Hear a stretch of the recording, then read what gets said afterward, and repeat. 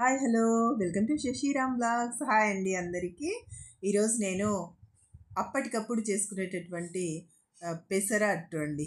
పెసరపప్పు సగ్గుబియ్యంతో చేసేటటువంటిదండి.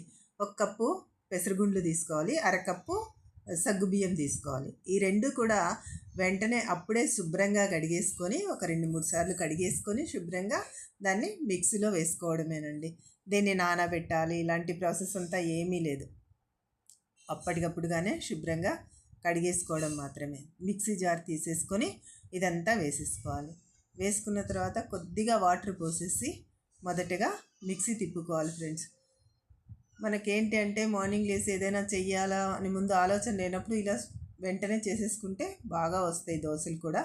చాలా బాగుంటుంది. దానితో పాటు ఆరోగ్యం కూడా అండి. పెసర గుండ్లు మనకు మంచి ఫైబర్ ఉంటుంది. అలాగే సగ్గుబియ్యం కూడా ఎండాకాలం చలవ చేస్తుంది కాబట్టి శుభ్రంగా వీటితో చేసుకోవచ్చు ఫ్రెండ్స్. తగినంత ఉప్పు, కాసింత పసుపు, అంతేకాకుండా కొద్దిగా జీలకర్ర ఫ్లేవర్ కూడా చాలా బాగా ఉంటుంది. అది కూడా మనకు డైజెషన్ కావడానికి ఏదైనా బాగుంటుంది అనమాట. అందుకే కొద్దిగా వాటర్ పోసేసి మొత్తం మిక్సీ పట్టుకోవడమే ఫ్రెండ్స్. తర్వాత పచ్చిమిర్చి కూడా కారం తగినంతగా వేసుకొని అలా మొత్తం బ్యాటర్ అంతా కూడా ఆ విధంగా రావాలి. మరీ పల్చగా చేసుకోకూడదు. ఆ విధంగా వస్తేనే దోశ బాగా వస్తుంది. చూసారా, కన్సిస్టెన్సీ అలా ఉండాలి.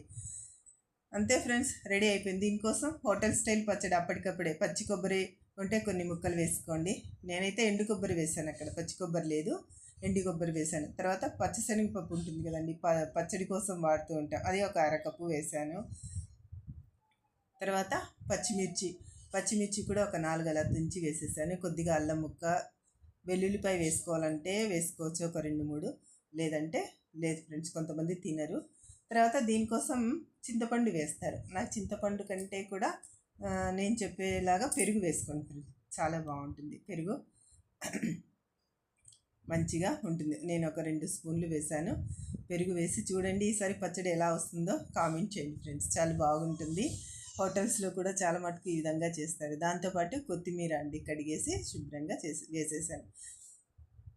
దీన్ని కాస్త గట్టిగానే చేసుకోండి ఫ్రెండ్స్, మరీ పలచగా బాగుండదు, దోశలేక కదా బాగుండదు. అలా చేసేసుకొని రెడీ చేసుకోవడమే. తర్వాత పోపు పెట్టుకోవడం. వితిన్ హాఫ్ అన్ అవర్లో మొత్తం బ్రేక్ఫాస్ట్ రెడీ అయిపోతుంది ఫ్రెండ్స్. హెల్దీ బ్రేక్ఫాస్ట్, అది మామూలుగా కూడా కాదు, మంచి హెల్దీది. ఆ విధంగా మనం కరివేపాకు, ఎండుమిర్చి, ఆవాలు, జీలకర్ర వేసేసి తాలింపు పెట్టేసుకుంటే పచ్చడి రెడీ. చూసారా, చాలా బాగుంటుంది ఫ్రెండ్స్. పులుపు అంటే చింతపండు వేస్తే ఎక్కువ పుల్లగా ఉంటుంది, కానీ ఇది బాగుంటుంది. పాన్ పెట్టేసుకోవాలి. దాంతోపాటు కొంచెం క్యారెట్ తురుము, ఆనియన్స్ కూడా సన్నగా కట్ చేసి రెడీగా పెట్టుకోండి. పెన్నం వేడెక్కాక ఆ వేడి మీద మాత్రం దోశ రుద్దకూడదు, నీళ్లు చల్లితే చల్లబడిపోతుంది. తర్వాత టిష్యూ పేపర్తో దాన్ని క్లీన్ చేసేసి ఒక్కొక్క స్పూన్ వేస్తూ మెల్లగా రుద్దేసుకోండి ఫ్రెండ్స్. నేనైతే ఇనుప ప్యాన్ పెట్టలేదు, దాంట్లో చాలా పెద్దగా వస్తుంది. మనకు కింద గ్యాస్ మంట కూడా ఫుల్గా తగలాలి, లేకపోతే ఒక పక్క పచ్చిగా చుట్టూ అంచులన్నీ కాలకుండా వస్తాయి కదా. అలా కాకుండా మనం దీంట్లో తగినంత సైజు వేసుకుంటే సరిపోతుంది. నెయ్యి వేస్తున్నాను ఫ్రెండ్స్, ఆయిల్కు బదులుగా నెయ్యి వేసుకుంటుంది. నెయ్యి ఉంటేనే వేసుకోండి, చాలా టేస్టీగా వేడివేడిగా తినేసేయండి ఫ్రెండ్స్. అలా కొద్దిసేపు మూత పెడితే అది బాగా ఉడికిపోతుంది ఫ్రెండ్స్.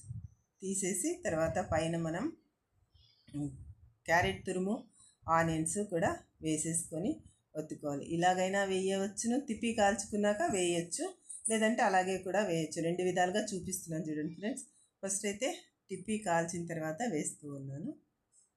అది కొద్దిసేపు కాగిన తర్వాత తిప్పేసి దాని మీద ఆనియన్స్, ఈ క్యారెట్ తురుము అలా వేసేసుకొని ఒత్తేసుకుంటే సరిపోతుంది. మొత్తానికైతే ఇది చాలా హెల్తీ బ్రేక్ఫాస్ట్ ఫ్రెండ్స్. మనము పెసరట్టు అనేది డైట్ చేసే వాళ్ళు కూడా తింటూ ఉంటారు కదా, అదేవిధంగా సగ్గుబియ్యం కూడా మంచిదండి హెల్త్కి.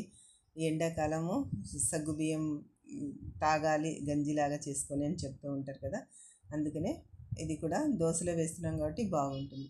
ఇలాగ పెన్నం మాత్రం వేడెక్కిన తర్వాత నీళ్లు చల్లేసే మీరు టిష్యూతో తుడిచేసి అలాగే దోశలు వేసుకోవాలి ఫ్రెండ్స్, లేకపోతే అతుక్కొని పోతాయి అన్నమాట పెన్నానికి. అలా అతుక్కోకుండా ఉండాలి అంటే మాత్రం ఈ విధంగా నీళ్లు చల్లేసి చేసేసుకోండి. అంతే ఫ్రెండ్స్, ఆ విధంగా రుద్దేసుకొని ఇప్పుడు నెయ్యి వేసిన తర్వాత ఆనియన్స్, క్యారెట్ తురుము వేసి ఒత్తేసుకోండి పైన. అలా ఇలా చేస్తే మాత్రం అది రాలిపోదనమాట, అతుక్కుంటుంది దానికి. ఇలా మనం మెత్తగా ఆ స్పూన్తో ఒత్తేసామంటే అతుక్కొని పోతుంది. తిప్పేసినప్పుడు కూడా, మనం తిరిగేసినప్పుడు కూడా అది ఎక్కువగా రాలుతుంది, బట్ అయితే ఎక్కువగా రాలదు. చాలా బాగా వస్తాయి ఫ్రెండ్స్, టేస్టీగా ఉంటాయి. ఆ పచ్చడితో కలిపి తింటుంటే మాత్రం సూపర్గా ఉంటుంది. అందరు కూడా ట్రై చేయండి. అప్పటికప్పుడే మనం నానబెట్టే పని లేకోకుండా పప్పులు ఇవన్నీ కూడా అప్పుడే చేసేసుకోవచ్చు ఫ్రెండ్స్. పెసరపప్పు అయితే ముందు నానబెట్టాల్సిన అవసరం కూడా లేదు. చూసారా, చాలా బాగా వస్తాయి ఫ్రెండ్స్. మనం ఎంత పలచగా రుద్దుకుంటే అంత బాగా ఉంటాయి. అందరు కూడా చేసుకొని ట్రై చేయండి ఫ్రెండ్స్. కామెంట్ చేయండి, లైక్